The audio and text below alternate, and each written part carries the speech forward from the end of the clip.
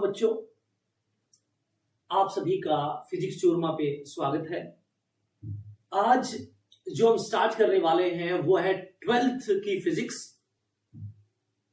तो यहां पर हम कंप्लीट 12th की फिजिक्स करेंगे, चाहे वो सीबीएसई बोर्ड के लिए हो, चाहे वो एचबीएसई बोर्ड के लिए हो या किसी और बोर्ड के लिए हो। कंप्लीट फिजिक्स हम यहां पढ़ने वाले हैं और सारे के सारे अच्छे अच्छे सवाल करेंगे, यहां पर अच्छे लेवल के क्वेश्चंस करेंगे, जिससे जो बच्चा नीट आईटी का सपना देख रहा है वो अपने सपने तक पहुंच पाए, या बोर्ड में अच्छे मार्क्स की सोच रहा है तो बोर्ड में अच्छे मार्क्स आ पाए। तो आज हम स्टार्ट कर रहे हैं 12th का पोर्शन, स्टार्टिंग चैप्टर जिसे बोलते हैं इलेक्ट्रोस्टैटिक्स। बट एक बार बता दूं बच्चों कि यदि आप इलेक्ट्रोस्टैटिक्स यानी कि फिजिक्स को सीखना चाहते हैं तो आपको इसकी लैंग्वेज आनी चाहिए, और इसकी लैंग्वेज के लिए मैंने एक और सीरीज बना रखी है, BMT first, second, third, fourth, fifth, sixth, seventh lecture, जिसमें कंप्लीट बेसिक मैथमेटिकल टूल होंगे like differentiation, integration, graphs, slope, vector etcetera. तो पहले आप उनको कवर करें, सारे वीडियोस आप देखें, और कुछ ना समझ में आए तो आप बताएं। उसके बाद आप इस लेक्चर को पढ़ना स्टार्ट करें। आपका काम क्या होगा? रोजाना फिक्स टाइम पे लेक्चर देखना, लेक्चर सुनना। वीक में 12th की फिजिक्स के 2 लेक्चर आएंगे, और आज ये फर्स्ट लेक्चर थोड़ा छोटा होने वाला होगा, बट आगे से लेक्चर बड़े बड़े आएंगे ताकि हम समय पे सिलेबस कर पाए और आपके एग्जाम की तैयारी अच्छे से हो पाए। तो अब हम स्टार्ट करने वाले हैं इलेक्ट्रोस्टैटिक्स। इलेक्ट्रोस्टैटिक्स बच्चों, इसमें जो सबसे पहले वर्ड आता है वो होता है चार्ज। चार्ज, मैंने मेरे जीवन का ये जो चार्ज वर्ड है वो सबसे पहले सुना था 10th क्लास में। हिंदी मीडियम का मैं स्टूडेंट रहा हूं, तो वहां पढ़ाया गया कि 2 टाइप का आवेश होता है, धनात्मक और ऋणात्मक। तो उस टाइम भी दिमाग में आता था कि ये चार्ज यानी कि आवेश क्या चीज है, कैसे इसको हम कैसे बता सकते हैं कि इसमें चार्ज है या नहीं, इस तरह से दिमाग में चीजें आया करती थी। तो बच्चों, चार्ज कोई ऐसी चीज नहीं है जिसको आप छू सकें, जिसको आप हाथ लगाकर फील कर सकें कि हाँ, जैसे इसको हाथ लगा लिया, इसको छू लिया, कि इसको छू लिया, जहां कि ये हार्ड है, इस तरह से आप बता नहीं सकते। चार्ज कोई चीज नहीं है जिसको हम छू सकें। बच्चों, चार्ज एक इनटेंजिबल प्रॉपर्टी है। Charge is intangible property. एक ऐसी प्रॉपर्टी जिसको छुआ ना जा सके, जिसको छुआ ना जा सके। जैसे एक बच्चे की प्रॉपर्टी है वो रोजाना फिजिक्स के 100 सवाल निकालता है, और एक बच्चे की प्रॉपर्टी है वो सवाल नहीं निकालता। तो इस प्रॉपर्टी को आप छू नहीं सकते, इस प्रॉपर्टी को आप छू नहीं सकते। और ये फिजिक्स पढ़ना या ना पढ़ना, ये एक इंसान की, ह्यूमन बीइंग की, बच्चे की प्रॉपर्टी है। ठीक उसी तरह से बच्चों, जो चार्ज है वो मैटर की प्रॉपर्टी है, intangible property of matter. Matter यानी कि चार्ज बच्चों मैटर में पाया जाता है। चार्ज बच्चों मैटर में पाया जाता है, किसी बॉडी में पाया जाता है, चार्ज उसकी प्रॉपर्टी है। अब सवाल ये आया कि फिर हमें कैसा पता लगेगा कि इस बॉडी के अंदर चार्ज है या नहीं। हम कैसे बताएंगे इस बॉडी में चार्ज है? मान लो बेटा ये बॉडी है, इसमें चार्ज है या नहीं, मैं कैसे चेक करूं? कैसे बता पाऊंगा कि इसमें चार्ज है या कैसे बता पाऊंगा इसमें चार्ज नहीं है? तो चार्ज वो प्रॉपर्टी है जिसके कारण किसी बॉडी के पास पावर आती है। कौन सी पावर? इलेक्ट्रोमैग्नेटिक फोर्स को लगाने की या खुद एक्सपीरियंस करने की। यानी कि मैटर बाय विच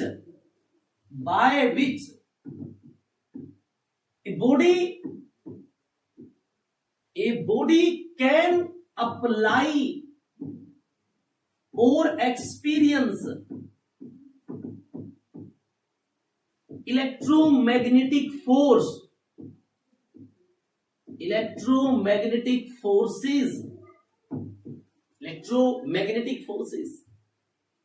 उस प्रॉपर्टी को बोलते हैं बच्चों चार्ज।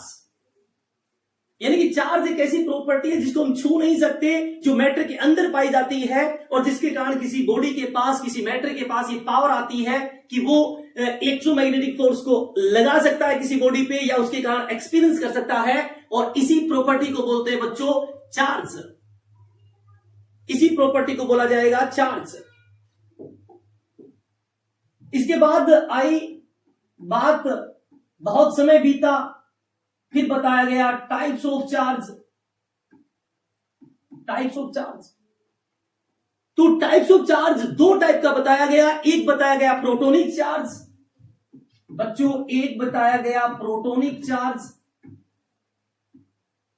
और एक बताया गया बच्चों इलेक्ट्रॉनिक चार्ज।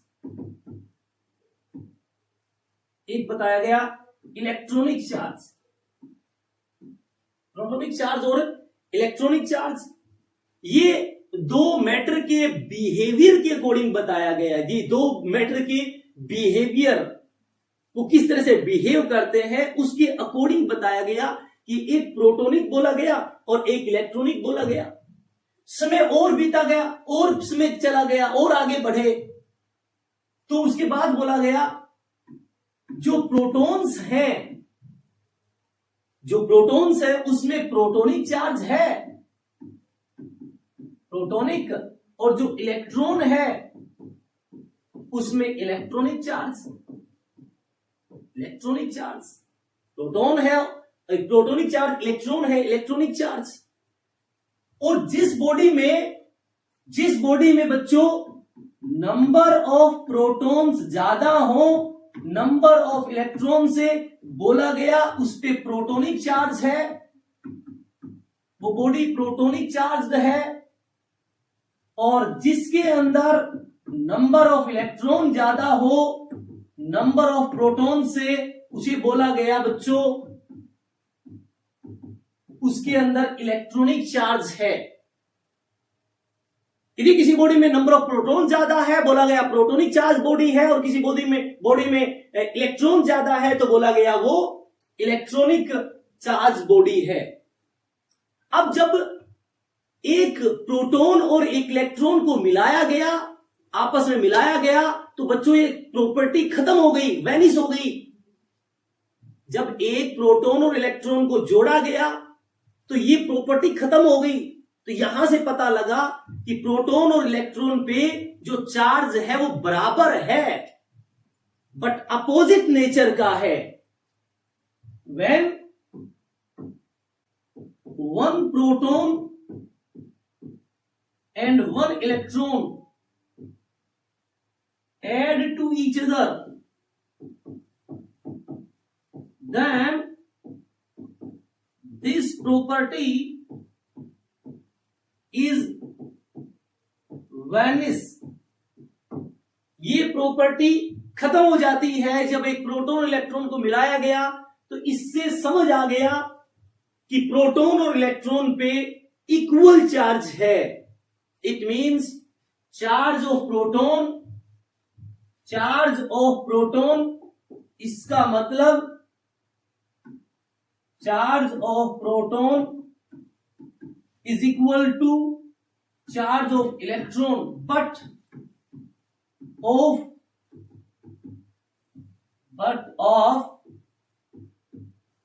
Opposite nature.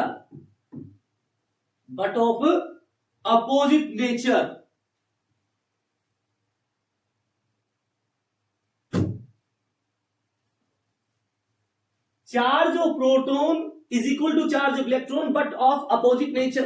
अब और समय बीतता गया, नए नए फिजिसियस साइंटिस्ट लोग आते गए, तो अब ये तो पता लग गया कि दोनों का चार्ज बराबर है और अपोजिट नेचर का है। क्यों? क्योंकि कोई चीज खत्म जीरो तभी होती है जब, जैसे कि एक +5 और एक -5 को मिलाए तो खत्म हो जाएगा, जीरो आएगा। तो इसका मतलब एक के ऊपर चार्ज पॉजिटिव और एक के ऊपर चार्ज नेगेटिव और दोनों की वैल्यू बराबर है।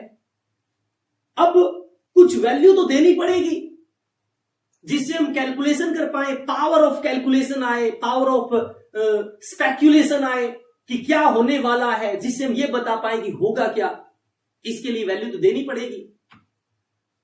तो बोल दिया गया कि प्रोटॉन के ऊपर जो चार्ज है, प्रोटोनिक जो चार्ज है, वो मिनिमम जो प्रोटोनिक चार्ज है, मिनिमम जो प्रोटोनिक चार्ज है, मिनिमम वो 1.6 इंटू 10⁻⁻19 कूलम।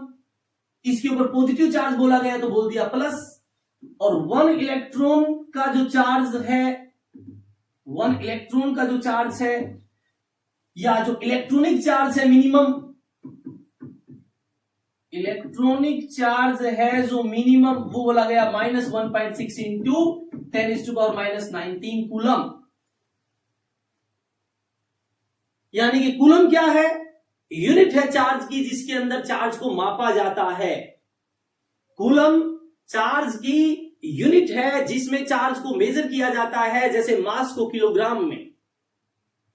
और इसके पीछे लिक्विड, ऑयल, इसकी बहुत कहानियां हैं। इन कहानियों के अंदर हम नहीं घुसेंगे, हमारे वहां तक की बातें नहीं है।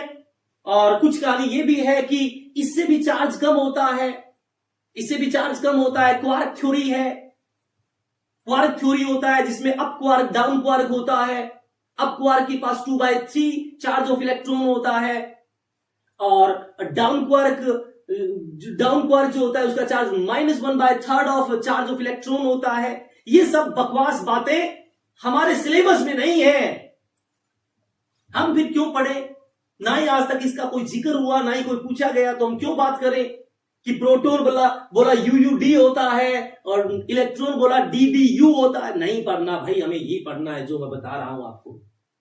ये बहुत सफिशियंट है आपके लिए। हम बहुत सारे सवाल करेंगे, अच्छे अच्छे लेवल के सवाल करेंगे।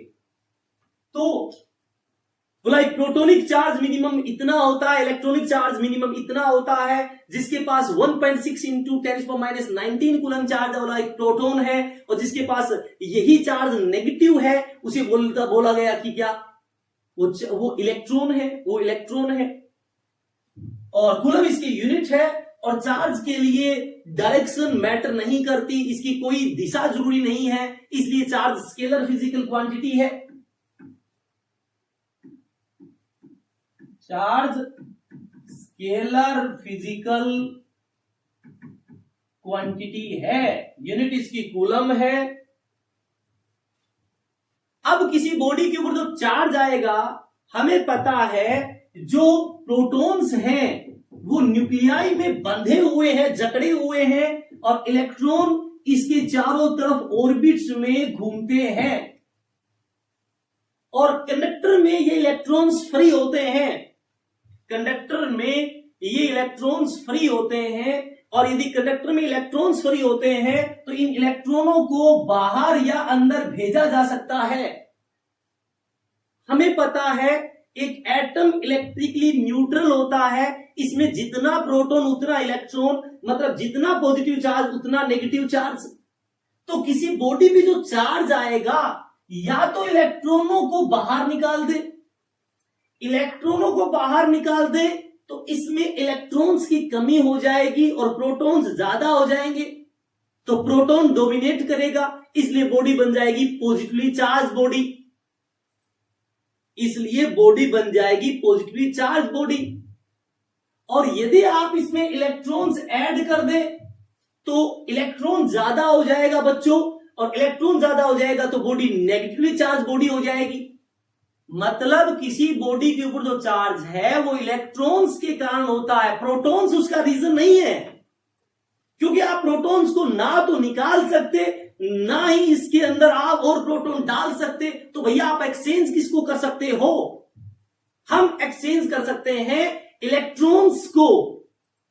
हम इसमें से इलेक्ट्रॉन्स निकाल सकते हैं, इसमें इलेक्ट्रॉन्स डाल सकते हैं। इलेक्ट्रॉन निकालेंगे तो प्रोटॉन डोमिनेट करेगा पॉजिटिवली चार्ज बॉडी, और इलेक्ट्रॉन डालेंगे तो इलेक्ट्रॉन डोमिनेट करेगा negatively charge body.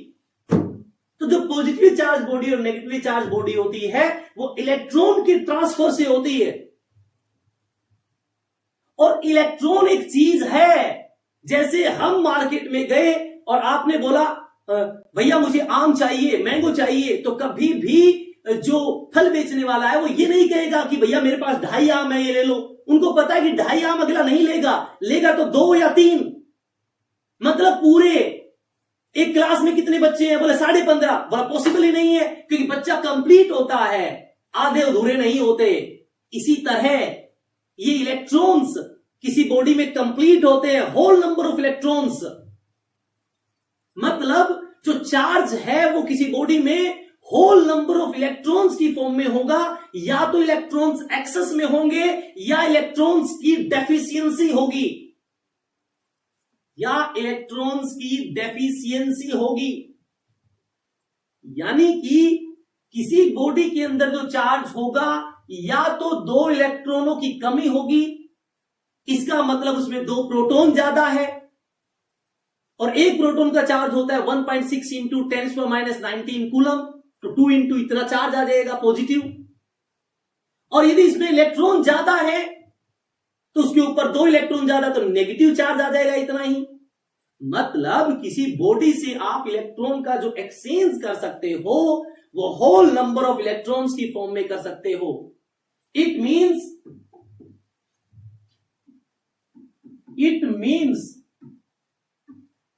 the body have minimum charge plus minus 1.6 into 10⁻⁹ coulomb.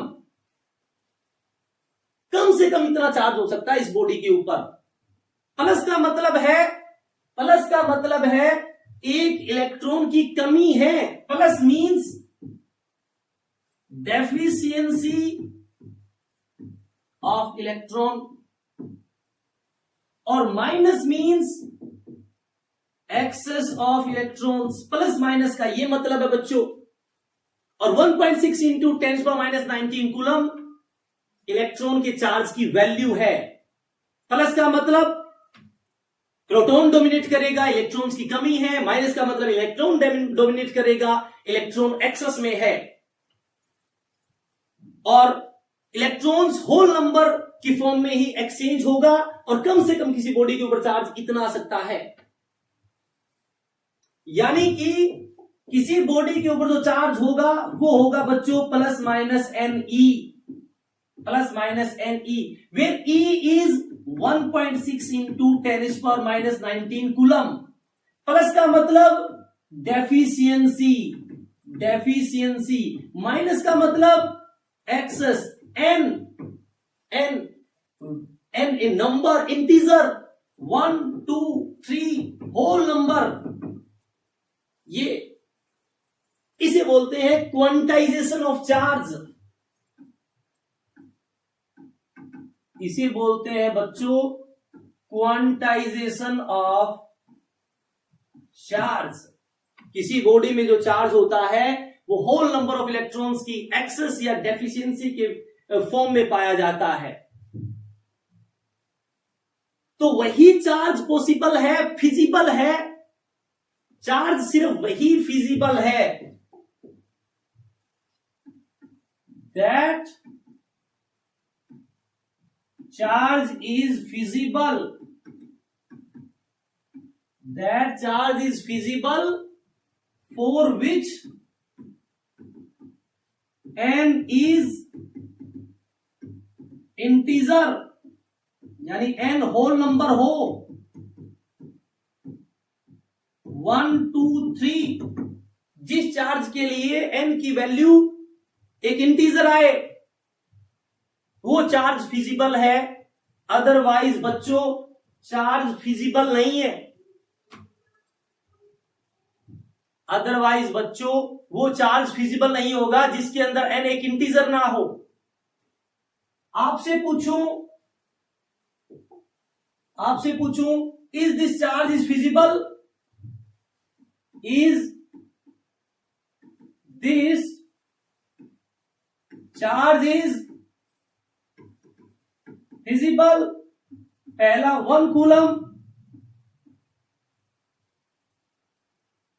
दूसरा 3/2 E, तीसरा 4.8 इंटू 10⁻²0, फोर्थ 7 कूलम।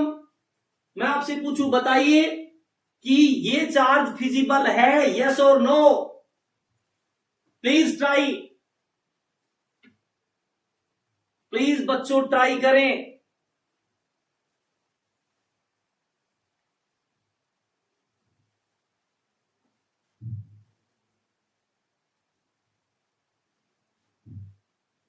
एक बार ये चारों क्वेश्चन को ट्राई करें और पॉज करके आंसर दें,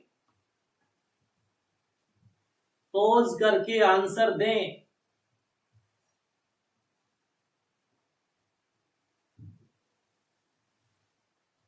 चलो बच्चों पहला देखते हैं, 1 कूलम चार्ज इज पॉसिबल और नॉट। हमें पता है Q is equal to ± NE। अब मुझे पता है चार्ज पॉजिटिव है, 1 कूलम। पॉजिटिव का मतलब बच्चों नंबर ऑफ इलेक्ट्रॉन्स की डेफिशिएंसी, पॉजिटिव का मतलब नंबर ऑफ इलेक्ट्रॉन्स की डेफिशिएंसी। तो n E कितना 1.6 इंटू 10⁻19, कूलम से कूलम कैंसिल, तो n आया 1.1 डिवाइड में 1.6 इंटू 10⁻19। इसको लिखा 10 इंटू 10 इंटू 10⁻18। देखो ये ऊपर जाएगा 19 होगा, 19 को मैंने 10 अलग कर दिया, 18 अलग कर दिया, और इस पॉइंट का 10 अलग से ऊपर जाएगा और नीचे आएगा 16। तो बच्चों ये 100, 16 से 6 96, 16 दूनी 32 8, 16 5 80, 6.25 गुना 10 की पावर 18, यानी कि 625 गुना 10 की पावर 16 इलेक्ट्रॉन्स की नंबर ये n आया, और ये आपको दिख रहा है तो होल नंबर है। इसका मतलब 1 कूलम चार्ज का मतलब है बेटा 625 इंटू 10⁻16 इलेक्ट्रॉन्स की डेफिशिएंसी। एक 1 कूलम पॉजिटिव चार्ज का मतलब होता है बच्चों 625 इंटू 10⁻16 नंबर ऑफ इलेक्ट्रॉन्स की डेफिशिएंसी। और यदि -1 कूलम चार्ज है तो मतलब 625 into 10⁻16 number of electrons in excess, उसमें इतने इलेक्ट्रॉन ज्यादा हैं। मतलब 1 कूलम चार्ज कोई छोटा चार्ज नहीं है, बहुत बड़ा चार्ज है। इसलिए हम मैक्सिमम बातें मिली कूलम माइक्रो कूलम में करेंगे। मिली का मतलब 10 की पावर -3 और माइक्रो का मतलब 10 की पावर -6 कूलम। जो भी आप सवाल देखोगे इसमें मिली माइक्रो ये चीजें आपको दिखेगी, मिली माइक्रो ये चीजें आपको दिखेगी, क्योंकि 1 कूलम चार्ज कोई छोटा मोटा चार्ज नहीं है, ये बड़ा अमाउंट है चार्ज का, ये बच्चों बड़ा अमाउंट है चार्ज का। तो यानी कि 1 कूलम चार्ज इज फिजिबल। इसी तरह अगला सवाल देखते हैं, अगला पार्ट देखते हैं बच्चों। अगला पार्ट क्या कहता है, 3/2E। मुझे पता है Q is equal to NE ± NE। तो 3/2e is equal to N E से ही कैंसिल। बच्चों n बराबर आया 3/2, यानी कि ये तो आपका एक फ्रैक्शनल नंबर आ गया, और फ्रैक्शनल नंबर ऑफ इलेक्ट्रॉन बच्चों पॉसिबल नहीं है। It means this charge is not feasible, यानी कि ये चार्ज फिजिबल नहीं है 3/2e। अगला 4.8 इंटू 10⁻⁻20, ये तो 1.6 इंटू 10⁻⁻19 से भी कम चार्ज हो गया, और 1.6 इंटू 10⁻⁻19 कूलम चार्ज, ये इस चार्ज से कम चार्ज हो ही नहीं सकता, तो this charge is not feasible.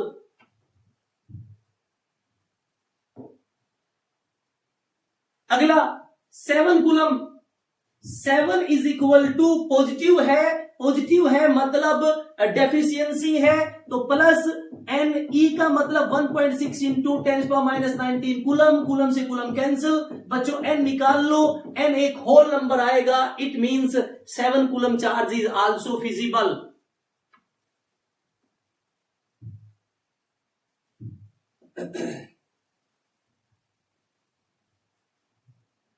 Seven number charge is also, 7 coulomb charge is also feasible. यहां तक बच्चों आपको क्लियर हो जाना चाहिए, यहां तक बच्चों आपको चीजें क्लियर हो जानी चाहिए। अगला पॉइंट, मैं कहूं a body have charge x into 10⁻⁻y, x into 10⁻⁻y कूलम।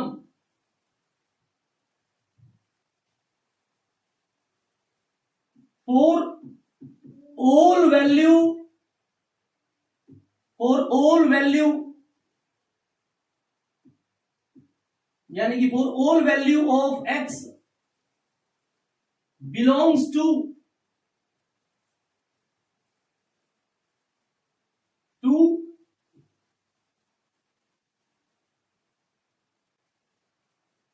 for all value of x, this charge is feasible. Find maximum value of y की मैक्सिमम वैल्यू बताइए कि ये चार्ज x की हर वैल्यू के लिए फिजिबल हो।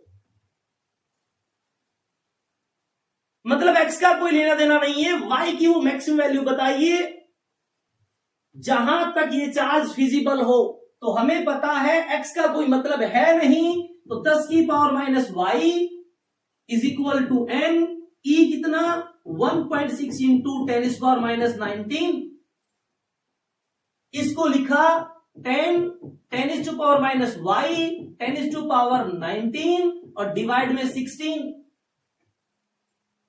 तो बच्चों ये आया 10⁻20⁻y डिवाइड में 16। बच्चों ध्यान से देखना, ध्यान से यहां देखना, यदि मैं ये 20 माइनस वाई को 3 लिख दूं, ध्यान से देखना, 20 माइनस वाई को 3 लिख दूं, तो 1000/16, 16 6 96, 4 16 दूनी 32 और 62.5। इसका मतलब एन फ्रैक्शनल आ गया, नॉट पॉसिबल। मतलब 20 माइनस वाई 1000 नहीं हो सकता, तो 20 माइनस वाई 100 भी नहीं हो सकता, तो 100 तो 16 से भाग जा ही नहीं रहा।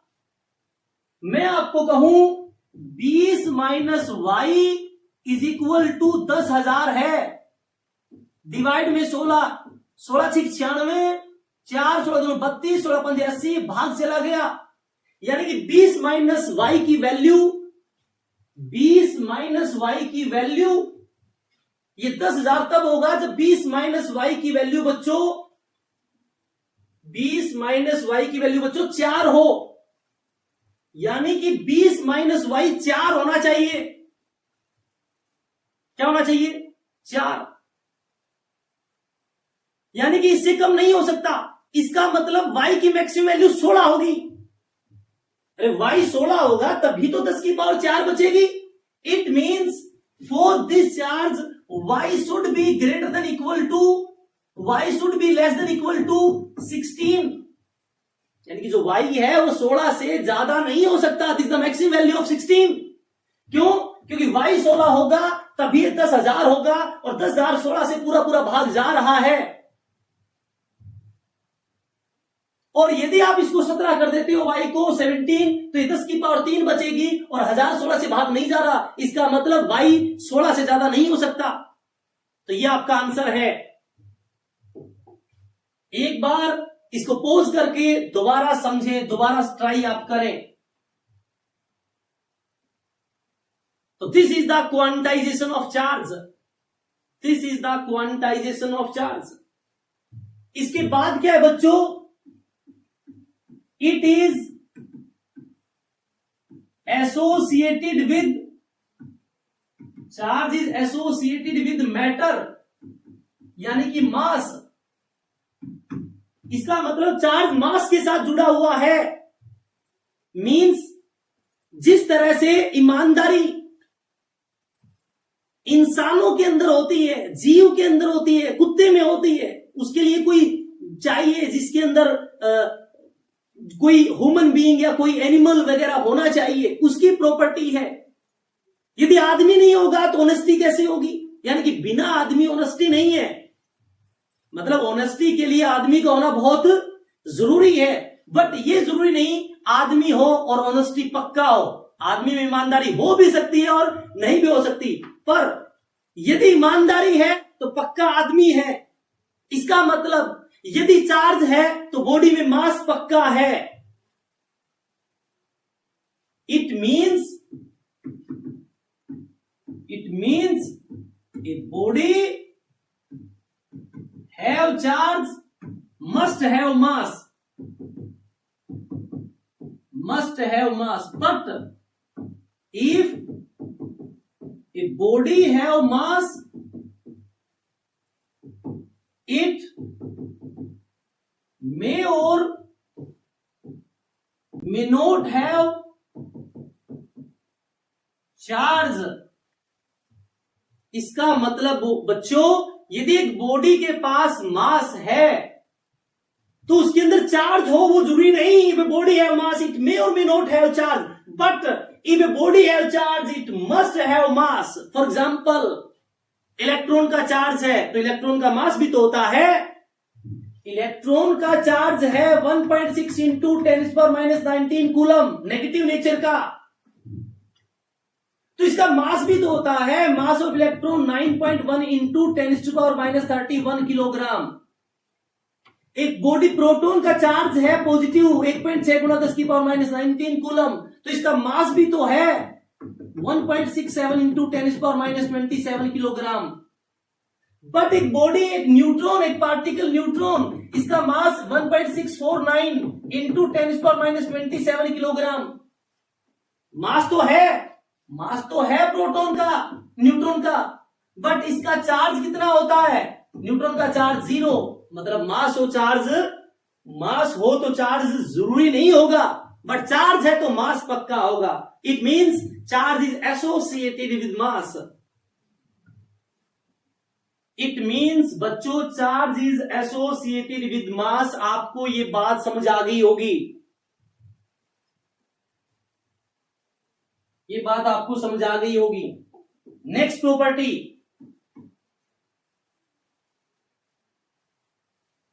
प्रॉपर्टी,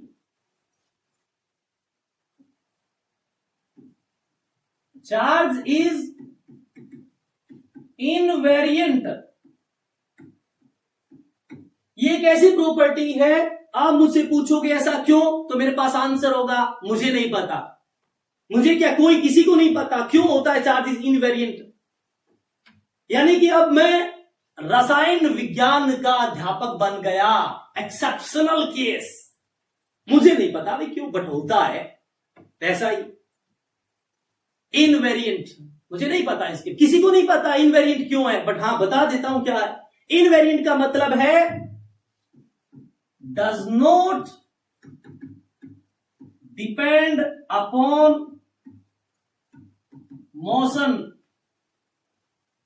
मोशन या वेलोसिटी, स्पीड, जो स्पीड पे डिपेंड ना करे। मतलब एक इलेक्ट्रॉन रेस्ट में है तब भी इसका चार्ज नेगेटिव नेचर का इतना, और एक इलेक्ट्रॉन 10⁶ मीटर पर सेकंड से दौड़ रहा है तब भी इसका इतना ही चार्ज। मतलब किसी पार्टिकल का चार्ज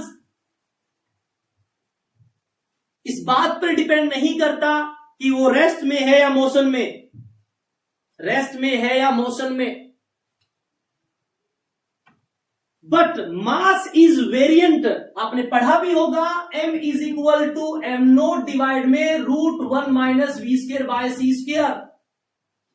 आइंस्टीन की बताई हुई कहानियां हैं थ्योरी ऑफ रिलेटिविटी में कि जब कोई चीज चलती है तो मास बदल जाता है, लेंथ बदल जाता है, उसे लेंथ कॉन्ट्राडिक्शन बोलते हैं, टाइम बदल जाता है, टाइम डायलेशन बोलते हैं, इस तरह की सारी चीजें बताई गई है। बट वही चार्ज डिपेंड नहीं करता मोशन पे, मास डिपेंड करता है। जब किसी बॉडी की स्पीड बढ़ती है तो ये नीचे वाली चीज घटेगी और मास बढ़ेगा, यानी कि स्पीड के साथ मास बढ़ता है। But charge is invariant, charge does not depend upon velocity.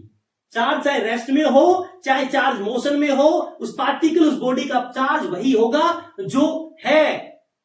Rest और मोशन में चार्ज सेम रहता है। It mean charge is invariant,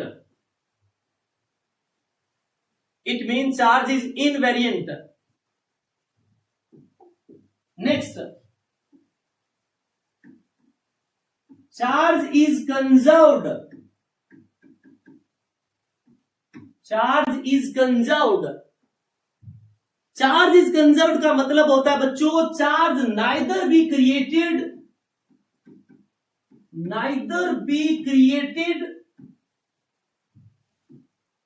nor be destroyed, but it can transfer from one body to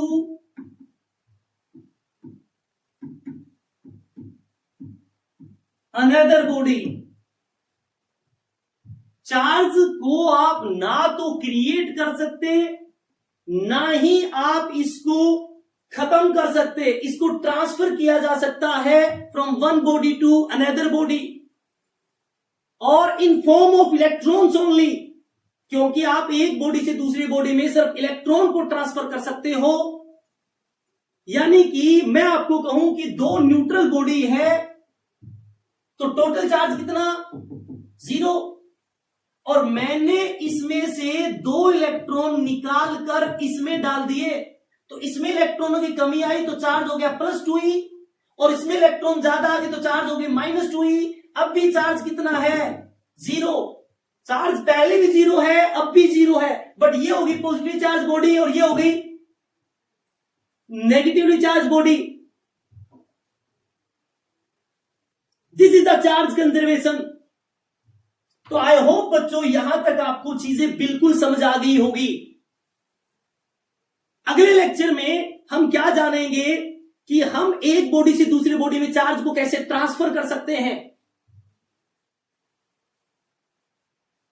by friction, bye conduction, by induction. Conductor insulator क्या होते हैं, conductor में charge कहां पाया जाता है, और कूलम्ब्स लॉ ऑफ इलेक्ट्रोस्टैटिक्स के बारे में बातें जानेंगे अगले लेक्चर में। तब तक के लिए आप पढ़ते रहें, बेसिक मैथमेटिकल टूल को स्ट्रॉन्ग करें, रोजाना पढ़ें, रिपीट करें, रिपीट करें, रिपीट करें। आपके लिए वही सब कुछ है।